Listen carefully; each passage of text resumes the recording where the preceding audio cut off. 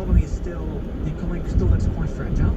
If you compare ourselves to where we were in February last year before this all started, unemployment is higher, the economy looks very fragile, and I do fear that if you start setting out tax rises now, that might hit confidence further. What we really want, when pubs are reopened, when shops are reopened over the next few months, we want people to be going out there, spending the savings they've often built up over the last year by not commuting, by not buying their luxury bread.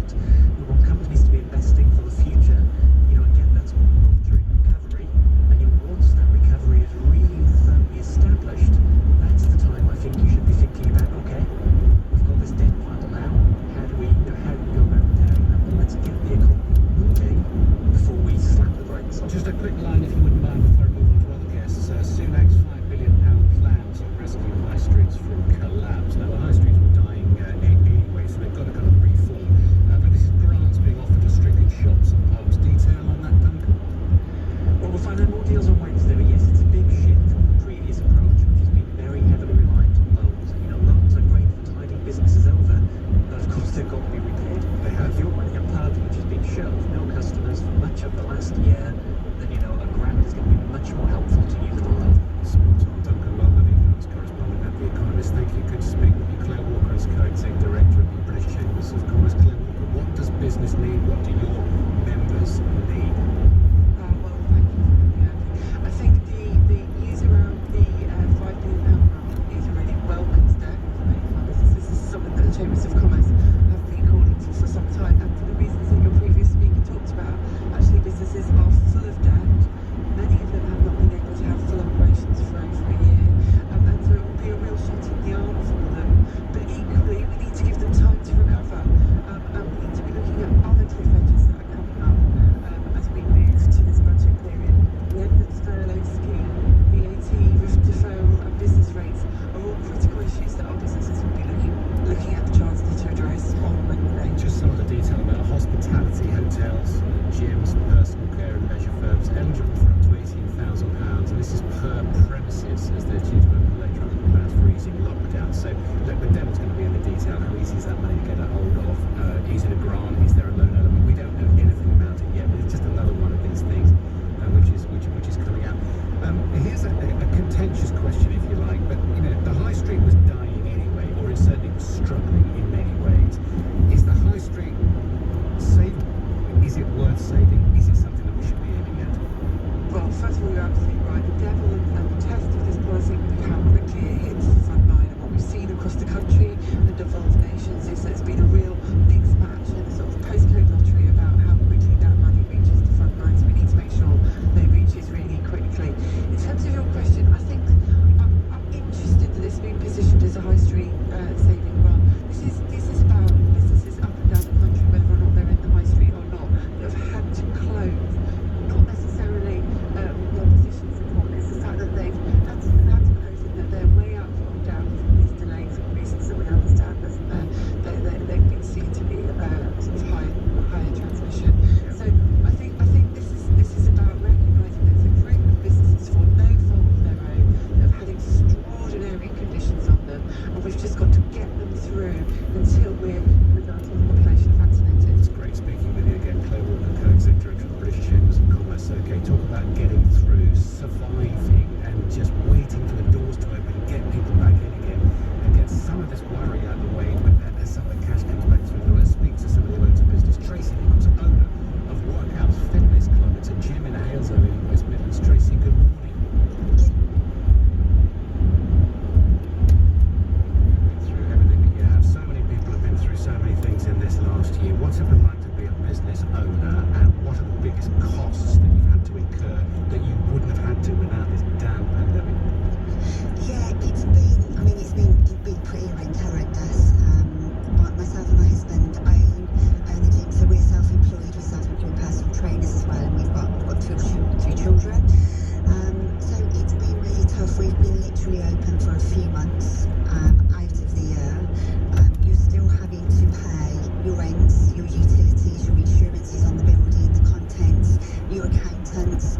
So you're having to find all of that money of income that just isn't coming in. You mentioned borrowing there, and Richie mentioned we don't want to borrow our way out of a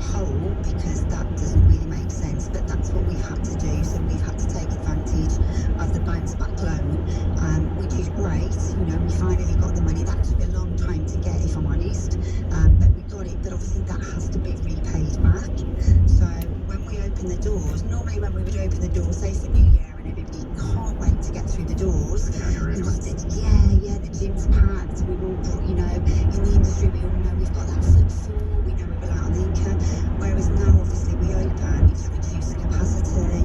We have to make sure that there's only a certain amount of people that are coming through. So it completely changes the whole The focus. Chancellor is talking about rebalancing the books when it comes to the self-employed and freelance workers. There is, a feeling that he doesn't feel the self-employed and freelancers have been paying their way, and there is outrage at that very suggestion. Because I'll tell you one thing, that freelancers and self-employed people, including me, and you're probably an LLP or something, I don't know, but there's no such thing as sick pay.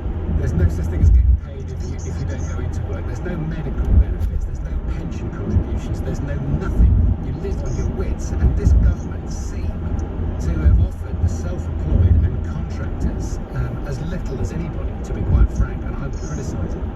Yeah, absolutely. I think when people, and this is across the entertainment industry, leisure, your industry and so forth, and obviously furlough, people working from home, because some furlough have got the 80%, some are still, their employees have managed to make it up to the 100%. With self-employment, it goes on trading profits, which is completely different anyway to a salary that you might have been able to take, and that's the big difference. People don't realise that. So when they look at trading profits for the last 3 years, there's some people that have ended up with zero. Because you invest in your business, and as well as paying your bills, and you're building your business and creating wealth and employing people. Well, okay, listen, Wednesday is going to be, we'll probably know the entire budget by Wednesday. When are you actually going to open again and start having fleshy human beings who need your help come through the door? Well, we are aiming for the 12th of April. That's the date that we've been given, so we are working to that. We've told people that.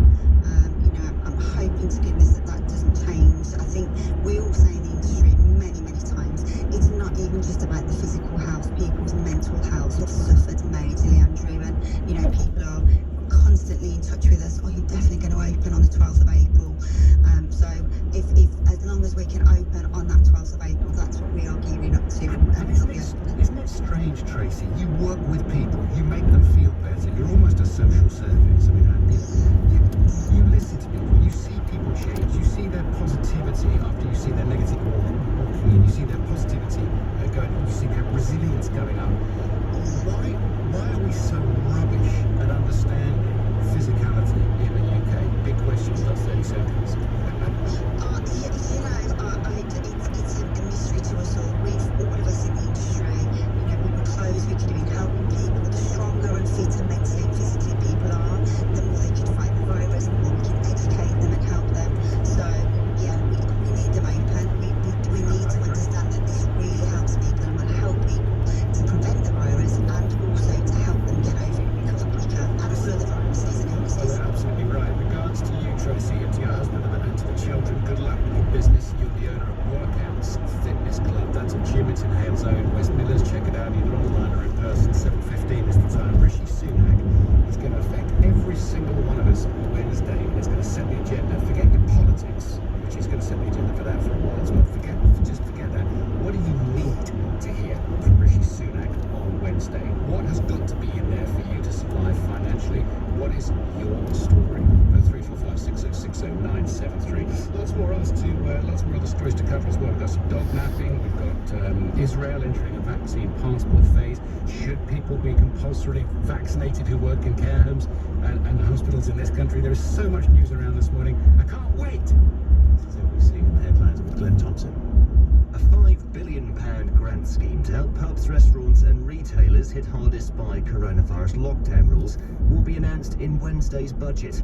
Anyone living with school-aged children in England will be able to have 2 rapid COVID-19 tests a week when people return to the classroom. And nearly 2 million people aged between 60 and 63 in England are being invited to book a coronavirus jab as part of the continued expansion of the vaccine programme. And the weather, any early fog and mist will clear during the morning, leaving sunshine for most, some cloud around in northern and eastern areas, a high of 11 degrees. LBC Travel, I'm Katie Tyler. If you need to make a journey, the M4 is shut in both directions. conditions between junction 4 for Heathrow and the M25 for roadworks until early tomorrow morning. And the North Circular is shut southbound between the parking flyover and the Bexham roundabout for maintenance work. Slow on the A13, that's westbound if you're heading towards the Lodge Avenue junction. The entry slip road is blocked because of an accident. On the underground, the Metropolitan line, the Circle line and the Hammersmith and City line all have severe delays at the moment. That's because of a staff shortage. Break on Sunday, coming up at 10, live from Westminster, LBC.